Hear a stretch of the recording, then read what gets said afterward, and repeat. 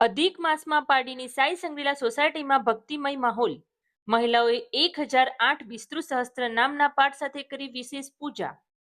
ગોરમા પૂજન અને ધાર્મિક કાર્યક્રમોમાં મોટી સંખ્યામાં મહિલાઓ જોડાઈ પરિવારના સુખ સમૃદ્ધિ માટે કરી પ્રાર્થના.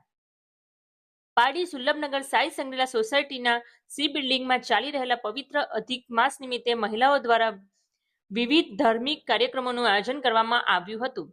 સમગ્ર સોસાયટીમાં ભક્તિમય વાતાવરણ વચ્ચે મહિલાઓએ શ્રદ્ધા અને ભાવપૂર્વક ભગવાનની આરાધના કરી હતી. અધિક માસમાં પાવન અવસરે મહિલાઓએ પરંપરાગત રીતે ગોરમાની પૂજા અર્ચના કરી હતી. ગોરમા માતાના ચરણોમાં પરિવારના સુખ શાંતિ સમૃદ્ધિ અને સૌના કલ્યાણ માટે પ્રાર્થના કરવામાં આવી હતી. પૂજા દરમિયાન મહિલાઓએ ધાર્મિક ભજનો અને સ્તુતિઓનું ગાન કરી આધ્યાત્મિક માહોલ સર્જાયો હતો. આ ઉપરાંત 11ના પવિત્ર દિવસે મહિલાઓ દ્વારા સામૂહિક રીતે 1008 વિષ્ણુ સહસ્ત્ર નામના પાઠનું આયોજન કરવામાં આવ્યું હતું. ભગવાન વિષ્ણુના નામોના જાપ અને પાઠ દ્વારા વિશ્વ શાંતિ, સદભાવના તેમજ પરિવારજનોના આરોગ્ય અને કલ્યાણની કામના કરવામાં આવી હતી. કાર્યક્રમમાં મહિલાઓએ સંપૂર્ણ શ્રદ્ધા અને એકાગ્રતા સાથે પાઠમાં ભાગ લીધો હતો. ધાર્મિક કાર્યક્રમના અંતે આરતી અને પ્રસાદ વિતરણ કરવામાં આવ્યું હતું. સોસાયટીની મહિલાઓએ જણાવ્યું હતું કે અધિક માસ દરમિયાન કરવામાં આવતી પૂજા, જપ, તપ અને ધાર્મિક પ્રવૃત્તિઓનું વિશેષ મહત્વ રહેલું છે, જેના કારણે સમાજમાં ધાર્મિક સંસ્કારોનું જતન થવાની સાથે પરસ્પર એકતા અને ભાઈચારાની ભાવના પણ મજબૂત બને છે. સમગ્ર કાર્યક્રમ ભક્તિમય અને શાંતિપૂર્ણ વાતાવરણમાં સંપન્ન થયો હતો.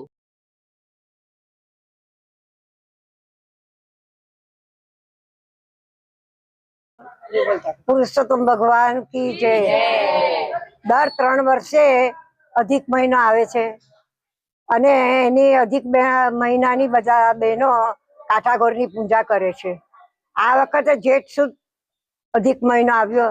અહીં બધી સી એપાર્ટમેન્ટની બહેનો કાઠાગોરની સ્થાપના કરેલી છે અને રોજ સવારે અહીં નિયમિત પૂજા કરીએ છીએ, આરતી કરીએ, થાળ ધરાવીએ અને રન્યાદેવીના ખેતર ખેડવાના કે બધા અમે પ્રોગ્રામો કરીએ છીએ.